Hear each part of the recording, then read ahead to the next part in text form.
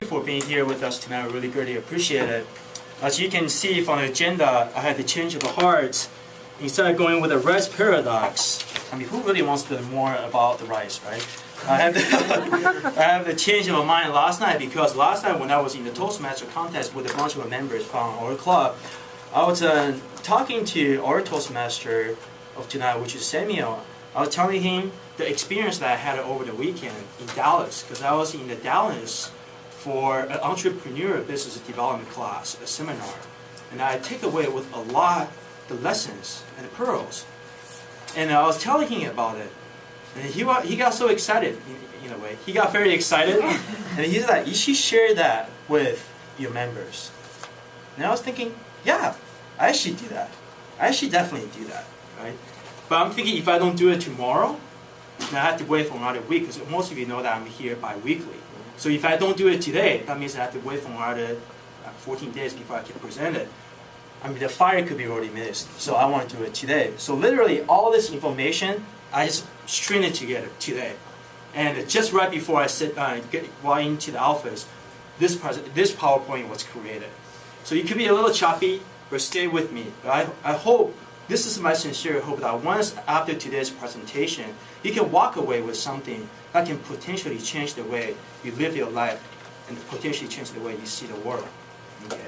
So the title is What I Learned Over the Weekends. Okay. Raise your hand if you heard the name Rick Sapio. Anybody know who that is? Okay. Rick Sapio is a business consultant guru. Okay. He has helped over 20 different companies to reach out to the $1 billion mark. He is very smart. He's very good at what he does. And over the weekend, he put out a seminar, and that's why I flew all the way up there to see him in Dallas. Okay. This is what he said. He said that every single one of you has a message inside of you. Okay. But the key is, how do you get that message across to the public? Okay. So this is kind of like a Purpose 2.0, right? Okay. And so at this point, he said he want to introduce a new concept. And this is what we call a catalyst statement. I don't want you to see that, but you guys see the catalyst statements. Okay. In order for us to understand what's catalyzing statements, we have to understand the word catalyst. Okay. Catalyst is an agent that you put into the equation, and something else will happen. So for example, if today I want to push your car, in order for me to push your car, I gotta have a manpower to push that car so the car will move forward. And that manpower is the catalyst agents. Does that make any sense? Okay. So before most, the catalyst agent is really a mean. What is a mean? A mean is a viral idea that spreads instantly. Okay. So for example, the 200,000 people that gathered in front of Lincoln Memorial to hear Martin Luther King speak, right? Did anyone over these 200,000 people get a Facebook invite? Right? Did anybody get that? I don't think so. But it's an idea that is so profound that everyone passed along that idea, and everyone gathered on the same day and the same time to hear that man speak. And that is the mean. So what is the catalyst statement then? Catalyzing statement is a mean that is willfully created to connect to your stakeholders so that they can help you achieve the desired outcome. I mean, ultimately that's what we want it for, right? I'm going to show you some of the most powerful catalyst statements that changed the world. The first one is JFK, President JFK. Back in 1960s, when JFK he took over the space program, he inherited with a great purpose. That purpose is to what? Is to beat out the Soviet Union for the space race program. Because we got a late start with the space program. But he wanted to be the number one. So he said that we're gonna be the number one that's gonna be out there. But he knew that was not enough. So he put out a very powerful statement on May 25th, 1960. He said that we are going to that's a typo. We are going to send the man out to the moon and come back safely before the decade's out. This is what he said back in 1960s. Okay. Now imagine back in 1960s, the computer was about this big. Right? We're not talking about the iPhone, we're not talking about the laptop, but it was about this big. Right? And within the decades, that means that by the end of the 1960s, he wanted to send the people out to the moon and come back safely. That's unheard of. But once he put out his catalyst statement, guess what happened? 7.5 years later, the United States was the first nation to send people out to the moon and come back safely. That's how powerful the catalyzing statement is. Once you put it out there, once you have a desired outcome, people who gravitate towards that catalyzing statement will jump on board with you. Okay. The other one, Bill Gates. Everybody knows Bill Gates. What did Bill Gates say? I want to build the most recognizable software in the world. That's what he said. But he knew it wasn't enough. So this is his catalyzing statement. I envision computer on every desktop. And guess what happened today? Who does not have a computer in the industrial world? Almost everybody. And that was his catalyzing statement. And then one more I'm going to use is Domino's. 30 minutes or less. Right? Everybody knows this is a Domino's. 30 minutes or less. But Domino, when you started, was just a little pizzeria, it's mom and pop shop. But with this statement over here, was able to transfer that little pizzeria into a franchise that's well known throughout the nation. Right? So this is how powerful the catalyzing statement could be. Okay, the truth to be told is that everybody has the ability, we all have the capacity to put a bunch of words together to create mass action. Everybody can do that. But before you can do that, there's one more work that you have to do. Is to really figure out what your purpose is. Right? This is driven by your purpose. If you don't have any purpose, you put a bunch of work together, people is not going to jump on it. You have to have a purpose. And the purpose, only you can answer that question. What is your purpose? No one else can. You have to ask yourself this question. 10 years down the road, 20 years down the road, 30 years for the rest of your life, will you still be able to do the same thing that you started today? Will you still have the same feeling that you started today? Will you still have the same excitement, same energy, same passion, same drive to push it for the rest of your life? Because if you do, you might have found your purpose. And you know what? Purpose. Some people are able to figure it out very early in your life.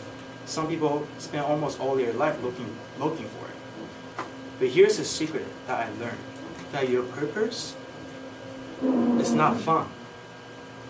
The purpose is you choose that purpose. It might be already here.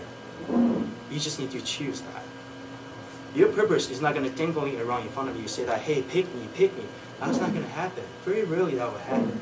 You have to put down the work to figure out what your purpose is, because it might be already in your life. You just have to know that. So the question for you is, are you willing to put in the grueling work, to sit down, to really think about what your purpose is, and to convert that into a very strong, compelling, catalyzing statement so you can potentially change the world? Because guess what? If you don't do it, it's a shame. Because this world needs you. This world needs what's inside of your heart. If you don't spread it, we're never going to chance to know it. Right? And there's another thing I want to cover today is a lot of times when we're looking in this world, when we're looking at this world, we're always looking at this world in this kind of form, which is what a vertical way to see it. It's a linear, it's vertical. Okay? It's very limiting because this is what we call a hierarchy system. Everything is ranked. For example, if you're working in the corporation, you have to start with a little clerk, then you may jump out to the supervisor, and go out to the manager, and go out to CEO and CFO.